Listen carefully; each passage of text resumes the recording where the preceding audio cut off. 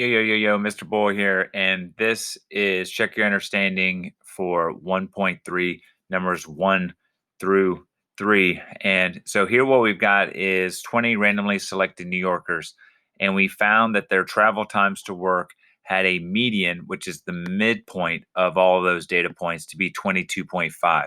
This number comes from the data, which is here in the STEM plot off to the right. And so then that's been figured out. So number one says, based on the STEM plot, would you expect the mean travel time to be less than, about the same as, or larger than the median, and why? And one of the things that we talked about in the opening notes section is because the data here, if you look at it, has somewhat visually looks like some outliers here at 60, 60, and 65, as well as 85. That means that we're dealing um, with a skewed data here. So what we're going to need to do is, because it's skewed, that means that it's going to not affect the median as much. And remember, median and interquartile range are perfect things to use when we're trying to describe a skewed data, because mean is affected by these four larger numbers. They're going to directly affect this big group that right here where the majority of the numbers are.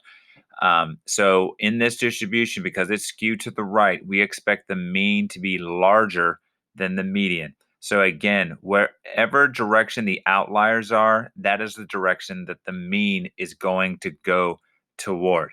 Now, number two says use the calculator to find the mean travel time. So as we go through it, if we do it, you'll find that the mean travel time is 31.25, which is in fact greater than the median of 22.5, which is exactly goes along with what we were looking at in number one.